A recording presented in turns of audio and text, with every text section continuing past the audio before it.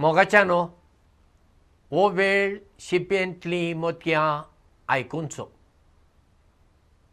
ही घडणूक अमेरिकेच्या शिकागो शारांतल्या एके शाळेंत घडली आनी ती घडणूक अशी. नातालांचें फेस्त लागीं लागीं येतालें आनी शाळेंत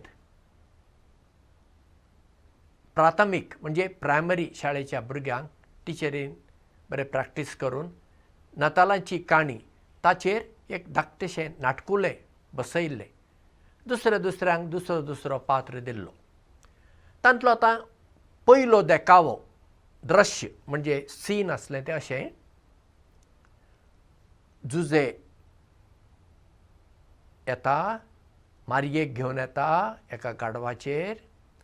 आतां बेतलेम शारांत आयला आनी येवन एके खाणावळींत दाराचेर मारता आनी खाणावळींतलो ताचो तो मालक धनी भायर येता आनी जुजे ताका म्हणटा, आमकां रावपाक थोडे दीस रावपाक हांगा आसरो मेळत. तेन्ना त्या मालकाचो पात्र कोण करता त्या धाकटुल्या भुरग्यान म्हणूंक जाय, माफ करात, आमच्या लागीं तुमकां जागो ना. इतलेंच म्हणूंक आसलें, एकच वाक्य, माफ करात, आमचे लागीं तुमचे खातीर जागो ना. बरें, मारिया आनी जुजे येतात आनी येवन जुजे खाणावळीच्या दाराचेर मारता. खाणावळीचो मालक येवन दार उक्तें करता आनी जुजे म्हणटा, म्हाका आनी म्हजे घरकान्नीक थोडे दीस हांगा रावूंक आसरो मेळटलो. तेन्ना त्या मालकाचो पात्र करपी भुरगो म्हणटा, माफ करात, हांगा आमचे लागीं तुमकां सुवात ना. इतलें म्हणटच जुजे आनी मारिया परतून अशें फुडें गेले आनी खंय वचूंक. तेन्ना हो धाकटो भुरगो जें ताका सांगचें ना तशें ना, त्या स्क्रिप्टान ना, तो म्हणटा, ओ जुजे जुजे हांगा ये हांगा ये, म्हजें क्वार्त आसा, म्हजें कूड आसा, तें कूड हांव तुका दितां. आनी सगळीं हांसूंक लागलीं. पूण पळयात, हो धाकटुलो भुरगो ताका सांगलें तो करता, पूण तें टिचरीन ताका सांगलें तशें सांग म्हणून ताका खंय तरी काळजांत हें सारकेंशें दिसना. आरे, इतले पयसून हीं दोगां आयलां, जुजे आयला आनी जुजेची घरकान्न आयला आनी ती खूब खंतिश्ट कशी दिसता, बरी दिसना. येदें व्हडलें पोट तिचें वाडलां. आतां तांकां रावपाक हांवें सुवात ना म्हणली, अशें कशें जावचें, हांवें दिवंक जाय, चल म्हजें रूम तुमकां दितां. म्हणजे पळया, हो ल्हान भुरगो जुजे आनी मारयेचे त्रास, तांची खंत, तांचें दूख समजून घेता. देखून तो ताका सांगूंक नासलें, ताणें ताका तशें बरोवनूय दिवंक नासलें, तें वाक्य तो म्हणटा. पूण त्या वाक्यान त्या भुरग्याचे खरे गूण दिश्टी पडटात. तो भुरगो समजून घेता, समजिकाय, दुसऱ्यांक समजून घेवप, दुसऱ्यांचे त्रास समजून घेवप आनी मागीर आमच्यान कितें करूंक जाता तें आमी करप, हें जिवितांत खूब गरजेचें. आनी हें आमी आमच्या भुरग्यांक घरांत म्हणात, आमच्या इगर्जांनी म्हणात, मंदिरांनी म्हणात, मशिदींनी म्हणात, खंयच्या आमच्या धार्मीक जाग्यांनी, आमच्या इस्कॉलांनी ल्हानपणांत आमी हें शिकोवंक जाय. दुसऱ्यांक समजून घे, दुसऱ्यांचे त्रास समजून घे आनी तुज्यान तांचे खातीर कितें करूंक जाता तें तूं कर. आतां दुसऱ्यांचे सगळे कश्ट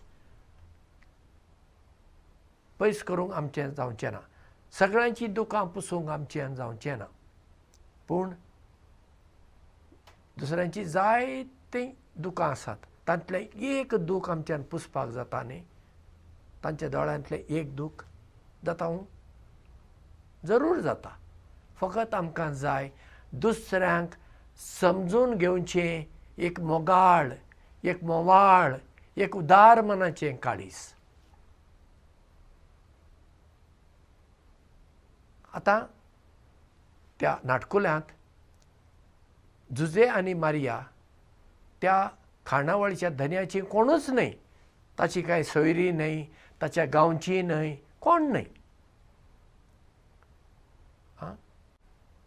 पूण तो भुरगो हें सगळें विसरता आनी तो आपलो खरो गूण, आपलो बरो गूण दुसऱ्यांक समजून घेवचो तो त्या एका वाक्यांतल्यान दाखयता. तर आमी भुरगीं न्ही, आमी व्हडां, आमी कितलीं समजूतदार जावंक जाय, दुसऱ्यांक समजून घेवंक जाय. खूब खूब गरजेचें जिवितांत. आतां पळया, सगळ्यांच्या जिवितांत कश्ट आसात, त्रास आसात, दूख आसा, निराशेन बुडलीं कितलीं मनशां आसतात. आमी तांच्या जिवितांत एक आशेची वात जावची नाका. सगळीं निराशेन बुडोवन थंड पडल्यात, आमी तांच्या जिवितांत फूग जावंक नाका. आतां पळयात, आमी पोळे करतना तांदळा बरोबर उडदाची दाळ घालता न्ही, कित्याक तेन्ना तें पीठ फुगोवन येता न्ही.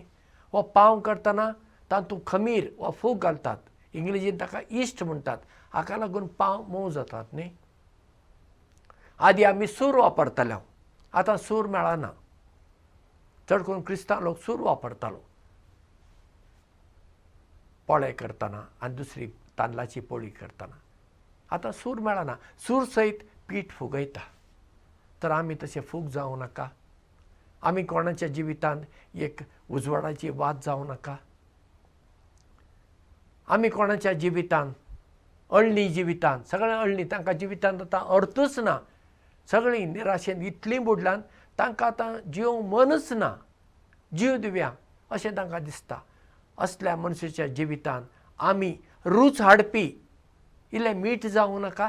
मीठ ताका चड मोल पडना, पूण मिठाक लागून जेवणाक पळय कितली रूच येता. सगळो तुवें मसालो घाल्लो आसा, पूण मीठ जर घालूं ना जेवणाक रूचच ना. पूण तें मीठ, थोडेंच तें मीठ त्या जेवणाक रूच हाडटा. तर आमी दुसऱ्यांच्या जिवितांत अशें मीठ जावं नाका. आनी आमी कशें मीठ जावं येता? आमच्या उतरांनी, आमच्या करण्यांनी, आमच्या सहकारान, आमच्या आदारान दुसऱ्यांच्या जिवितांत आमी मीठ, उजवाडाची वात आनी फूग जावं येता. आनी जेजू हें सांगता. जेजू आमचे हाचीच अपेक्षा करता. आनी ही जेजूची उतरां फकत क्रिस्तांव मनशाक लागनात, ती सगळ्यांकच लागतात. सगळ्यांनी अशें पाळूं येता आनी दुसऱ्यांच्या जिवितांत कुशालकाय, अर्थ, मोग हाडूं येता. तर आमी दुसऱ्यांच्या जिवितांत मीठ जावंक, उजवाडाची वात जावंक आनी फूग जावंक वावरुया. देव बरें करूं आनी मोग आसूं.